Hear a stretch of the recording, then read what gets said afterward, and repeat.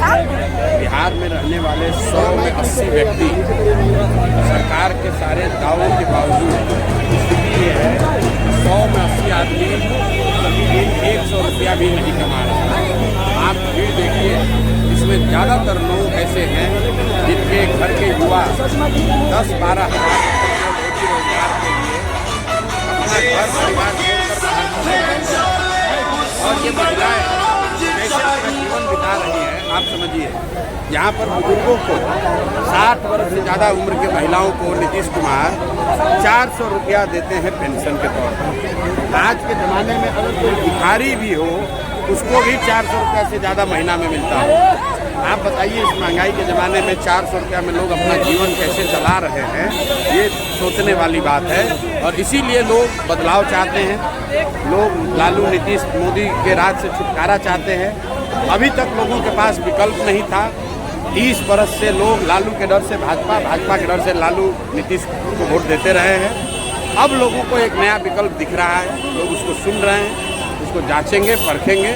और मेरा विश्वास है कि अगले 4-5 महीनों में बिहार में आपको अप्रत्याशित परिवर्तन दिखेगा, बदलाव दिखेगा। ये भीड़ उसी को दिखा रही है। सर, तेजस्वी ने पत्र लिख के 85% आरक्षण की मांग की है।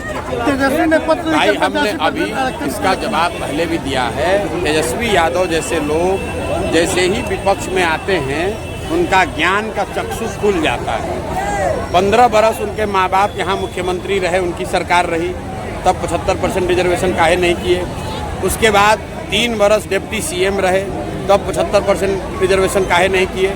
जैसे ही चुनाव आया, विपक्ष में ये आदमी आया तो कुछ भी बोलता है, भाई 75% रिजर्वेशन कराओ, कौन रोक रहा है। सर, पटना में एक बार फिर छात्र यही नीतीश कुमार के साथ बैठ के गलबहियाँ करके ये आदमी उप मुख्यमंत्री बना हुआ था, और आज नीतीश कुमार को प्रेम पत्र लिख रहे हैं। अरे भाई, जब आप नीतीश कुमार के साथ थे उसी समय 75% रिजर्वेशन लागू कर देते, उसमें दिक्कत क्या है। तो बिहार में डोमिसाइल नीति को लेकर छात्र आंदोलन कर रहे हैं। डोमिसाइल नीति जो है, बिहार के युवा इसलिए सफ़र कर रहे हैं क्योंकि हम लोग के मुख्यमंत्री नीतीश कुमार को पिछले कई वर्षों से प्रधानमंत्री बनने का नशा चढ़ा हुआ है।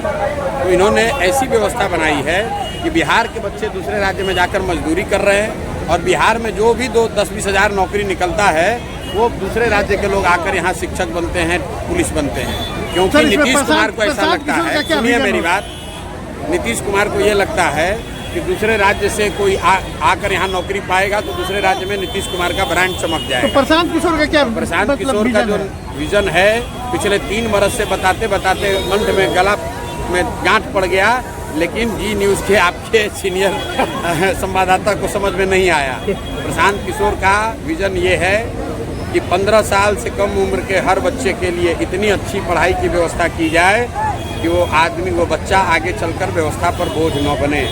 15 साल से 50 साल के उम्र के हर युवा को रोजी रोजगार करने के लिए सस्ते दर पर, सरकारी गारंटी पर, 4% ब्याज पर लोन दिया जाए, पूंजी दिया जाए, ताकि हर घर में रोजी रोजगार हो सके। प्रशांत किशोर का विजन ये है कि 60 वर्ष से ज़्यादा उम्र के हर महिला पुरुष को कम से कम 2000 रुपया दिया जाए मासिक पेंशन के तौर पर, ताकि वो अपना आदमी जीवन यापन कर सके।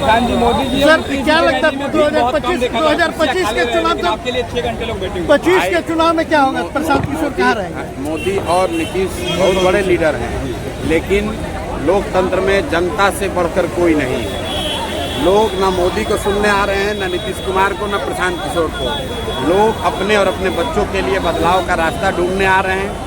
उनको दिख रहा है कि बिहार में पहली बार शायद एक नया सशक्त ईमानदार विकल्प, एक रास्ता दिख रहा है। उसको वो देखने आ रहे हैं, उसको सुनने आ रहे हैं, उसको जांचने आ रहे हैं। अगर उसको वो समझ गए, उस पर भरोसा हो गया, तो नवंबर में एक तरफा आपको रिजल्ट दिखेगा। बिहार में आपको नई व्यवस्था दिखेगी, जनसुराज ही जनसुराज दिखेगी। ठीक है, धन्यवाद सर।